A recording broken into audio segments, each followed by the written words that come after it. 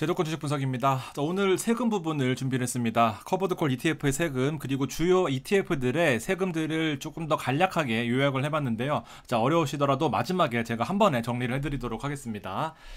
세금 부분을 왜 신경 써야 되느냐. 타미당 7이 결국에는 대박을 냈습니다. 전고점 부분을 갱신하면서 1,600원까지 올라왔어요.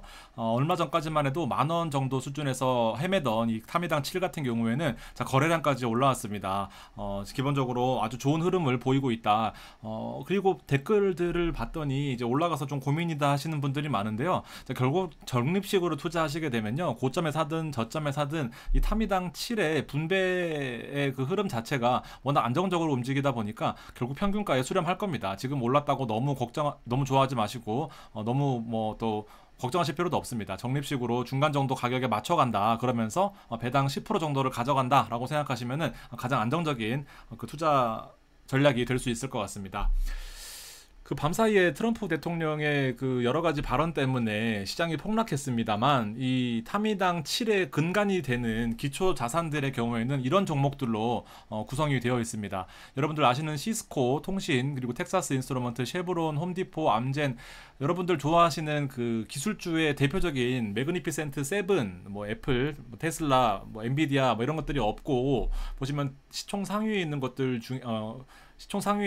중에서 이런 종목들이 들어와 있습니다. 자, 보시게 되면요. 자, 최신 배당 수익률이 3, 2, 4, 2 뭐 이런 식입니다. 거의 배당주다라고 생각하시면 되고 이런 업력을 하고 있습니다. 업종들을 한번 살펴보시면 되고 이건 다시 한번 말씀드리지만 슈드, SC, HD, 슈드의 기본 포트이고요. 이 슈드의 기본 포트가 타미당, 우리 아시는 기본 타미당, 타미 3, 타미 7의 기초자산이 되고 여기다가 콜옵션의 프리미엄까지 붙이는 것이 바로 이 타미당 시리즈다라고 생각하시면 됩니다. 기본 타미는 커버드콜 없이 그냥 타미만 하는 거고요. 어쨌든 이 슈드의 종목들이 여기에 포함되어 있고 이 슈드의 종목들이 기본 타미당의 자산이 되고 커버드콜이 추가적으로 붙는 형태가 바로 이 타미당 시리즈다라고 보시면 됩니다. 자, 왜 이런 종목들이 안정적이냐면요. 기술주처럼 급등 급락은 없습니다만 EPS 추이, 주당 순이익 그리고 배당금 추이가 꾸준하게 늘어있는 종목들만 있어요. 3년치거든요.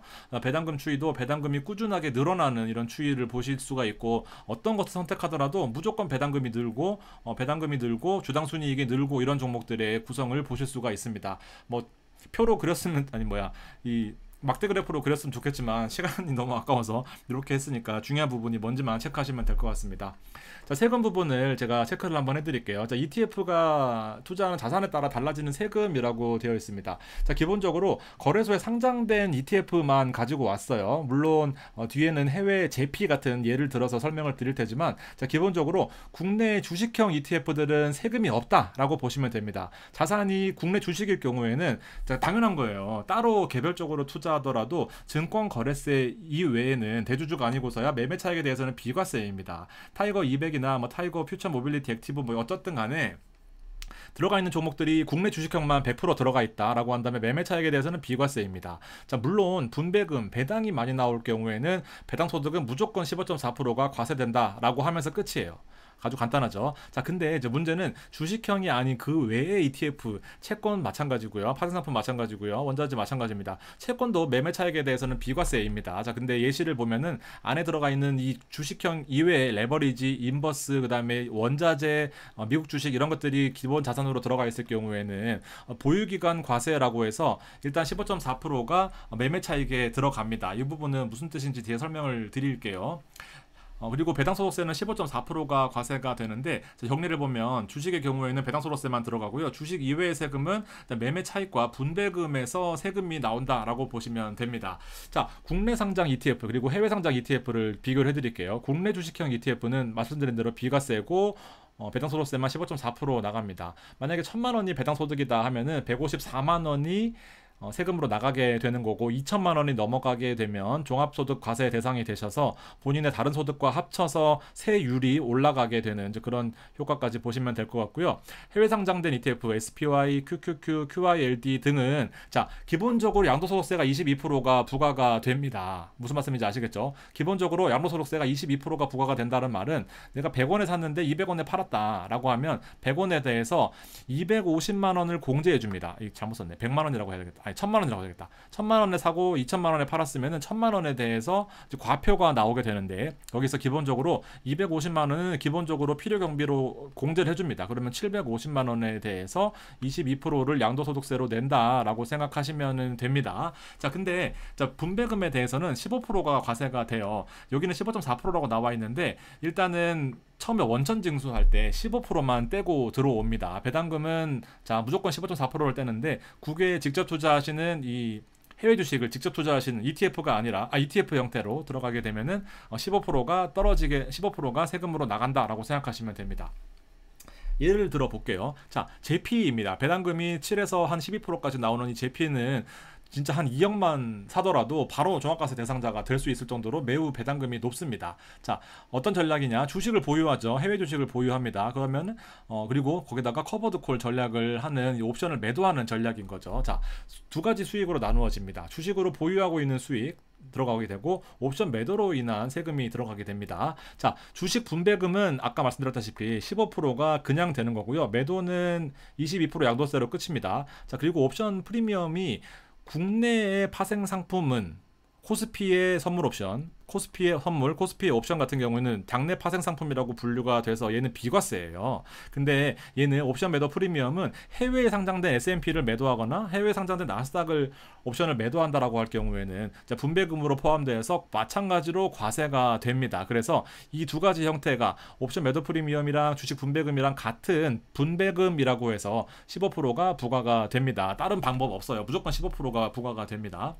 자, 반대로 국내에 상장된 코스피 위클리 커버드콜, 제가 요새 최근에 투자하고 있는 위클리 커버드콜인데요. 자, 국내에 상장되어 있는 이 경우에는 자, 주식 배당은 당연히 과세 부분입니다. 자, 근데 말씀드렸던 것처럼 장내 파생 상품을 매도하잖아요. 얘는 코스피 옵션을 매도하기 때문에 장내 파생 상품입니다. 국내 파생 상품이라고 생각하시면 돼요. 자, 얘는 분배금에 대해서 수익이 면제입니다. 왜냐하면 얘가 기본적으로 수익이 면제거든요. 국내 커버드콜은. 그래서 배당금이 나오게 되면은 실제 과세 부분이 매우 적다라는 것을 느끼실 수가 있을 겁니다. 자, 어떻게 과세가 정리가 되느냐? 자, 조금 더 어렵게 들어가 볼게요. 자, 타미당을 예를 들어 보겠습니다. 타미당은요, 자, 해외 주식을 기본으로 들어가고 있죠. 마찬가지로 슈드의 자산들이 들어가 있기 때문에 배당이 높아요. 자, 그리고 해외 옵션이 들어가 있습니다. 무슨 말이냐? 타미당 같은 경우에는 타미7을 예를 들면은 커버드콜 옵션의 매도 프리미엄을 바탕으로 약 분배금을 10% 가까이 주는 형태이잖아요. 자, 해외 옵션 제가 설명드렸죠. 국내 옵션은 비과세인데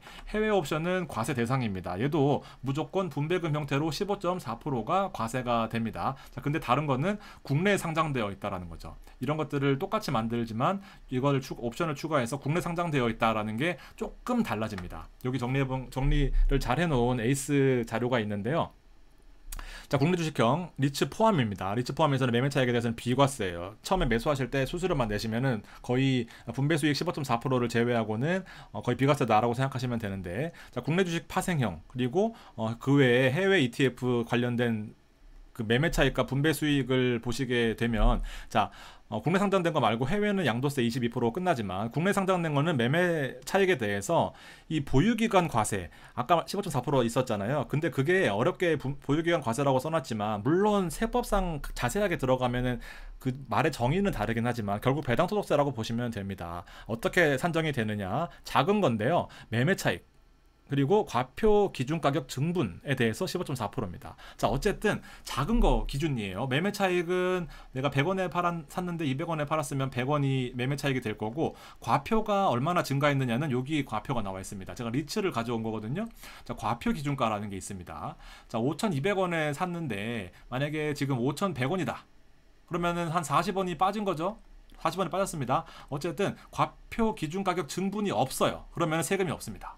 매매 차익이 없어요. 과세 대상 되지 않습니다. 자, 근데 이제 문제는 분배 수익인 거죠. 왜냐하면 월 배당이다 보니까 매월 이제 배당금에 대해서 세금이 나가야 될 거 아니에요. 자, 마찬가지입니다. 자, 과세 대상 분배금이 여기 따로 안 나와 있네. 예를 들면 리츠 같은 경우에는 과세 대상 분배금이 한 6%니까 한 70원 나온다라고 치겠습니다. 자, 근데 자, 과세의 과표 기준 가격의 증분 40원이 올랐다. 라면은 이 둘 중에 작은 거, 그렇죠?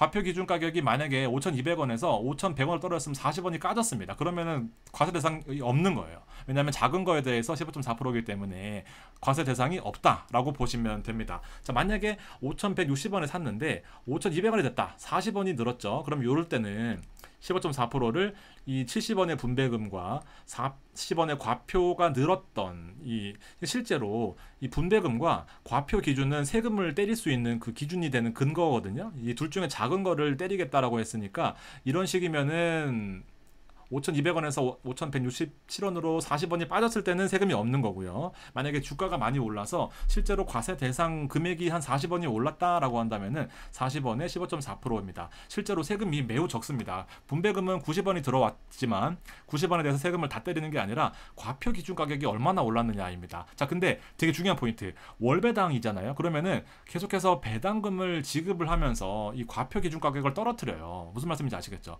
내가 만약에 리츠의 가격인 NAV가 뭐 현재 가격이라고 할게요. 10,000원에서 뭐 11,000원으로 올랐다. 근데 만약에 배당을 주면은 이게 떨어질 거 아니에요. 그러다 보니까 이 과표 기준 가격이 계속해서 오르지 않는 이상 월배당을 주면은 이게 떨어집니다. 그러니까 사실상 세금이 거의 없다라고 봐도 무방하다라는 겁니다.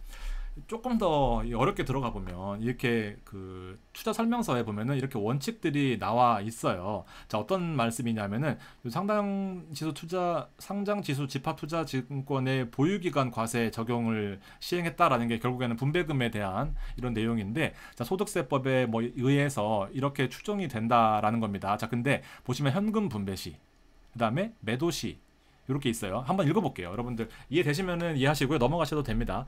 ETF 결산 시점에 월배당 같은 경우에는 매월 결산을 하겠죠. 분배 금액에 대하여 보유기간 동안에 과표 증분을 한도로 소득세가 원천 징수됩니다. 과표 증분이 만약에 40원이 올랐다라고 하면 40원이 한도인 거예요. 실제로 배당이 100원이 됐던 5,000원이 됐던 10만 원이 됐던 간에 과표 증분이 40원밖에 늘지 않았다. 실제로 과세 대상이 40원밖에 늘지 않았다라고 한다면은 이게 바로 맥시멈이 되는 겁니다. 얘가 한도가 되는 거예요. 자, 분배 금액은 분배부 과표 기준 가격에서 분배락 기준 가격을 차감하니까 매월 분배가 될 때는 이 분배락 과표 기준 가격이 떨어지겠죠. 왜냐하면은 이 분배락을 기준으로 만약에 10,000원이었다라고 한다면은 이때 가지고 있는 분들은 10,000원이지만 배당금을 받게 되지만 이때 넘어서 산 사람들은 이 배당을 못 받으니까 가격이 떨어지는 게 바로 분배락인데, 분배락을 차감한 금액 중에 적은 금액입니다. 아주 수익자들한테 특화되어 있는 그런 과세 체계인 것 같아요. 자, 그리고 과표 증분이라고 하는 이 한도 금액은 과표 기준 가격에서 매수 과표 기준 가격을 차감한 금액입니다. 자, 실제로는 본인이 매수한 금액을 기준으로도 할 수 있겠다라는 내용인데 조금 어려울 수 있겠네요. 자, 그래서 매도할 때는 뭐 이런 계산을 다 한 다음에 과표 증분하고 매매 차익을 비교해서 적은 금액, 실제로 우리가 ETF를 팔 때는 과표가 얼마나 올랐느냐, 매매 차익이 얼마나를 비교해서 하는 겁니다. 자, 무조건 매매 차익에 대해서 15.4%가 아니다라는 거를 간접적으로 이해하시면 될 것 같습니다, 여러분들. 자, 하나만 더 말씀드릴게요. 자, 요렇게 요 때가 있었어요. 실제로 이 타미당 7 같은 경우에 10,000원 밑으로 떨어졌을 때가 있었습니다. 10,000원 밑으로 떨어졌을 때는 과표 증분이 당연히 없겠죠. 왜냐하면 10,000원에 상장을 했는데 9,000원이다 하면은 뭐 매매 차익도 600원이 떨어졌겠지만 과표도 당연히 떨어졌겠죠. 세금을 더 많이 부과할 수가 없습니다. 이때는 세금이 당연히 빵이었어요. 빵. 자, 그래서 이때 만약 예를 하나 들어볼게요. 5월 말자를 기준으로 보면은 요게 5월 말자예요. 자, 5월 말 과표 기준가가 예를 들면 1155원이었습니다. 근데 이제 6월 말 때 결산을 하겠죠. 그러면 요때는 5월 말자 기준이 여기였고요. 여기 대충 여기. 6월 말자 기준이 여기였습니다. 자, 실제로는 가격이 떨어졌지만 만약에 올랐다라고 가정했을 때 과표 증분은 1원이에요. 분배금은 당연히 참여당 7은 월에 한 95원씩 나오니까 이 두 가지를 비교를 하는 거죠. 작은 금액. 다시 한번. 과세 대상 분배금이 95원이고요.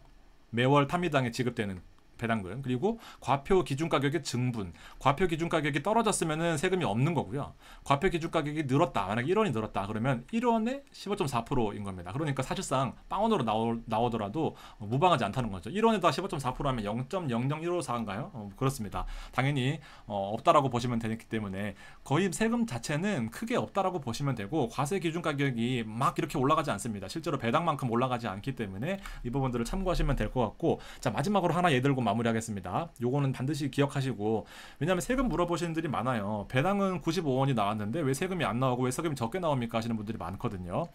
만약에 만 원에 상장했던 상품이 9,800원이 됐다 그러면 떨어졌잖아요. 과세 증부는커녕 과세가 빠졌습니다. 그러면 당연히 빵입니다. 배당금을 95원을 주더라도 제살 깎아먹기가 되는 거죠. 그러면 그 배당금이 당연히 과세가 빵인 상태로 나오는 거고, 자, 1,300원이다 라고 한다면은 최초에 만 원이 상장됐는데 1,300원이다 하면 300원이 과표 증분가로 300원이 올랐죠. 자, 그리고 분배금은 500원이었다라고 가정을 하면 과세대상 분배금은 500원. 실제로 나는 500원을 받았지만 300원에 대해서만 세금을 때리겠다. 그래서 과세대상 분배금은 300원인 겁니다. 600원 마찬가지인 거고요. 이렇게 들어가시면 돼요.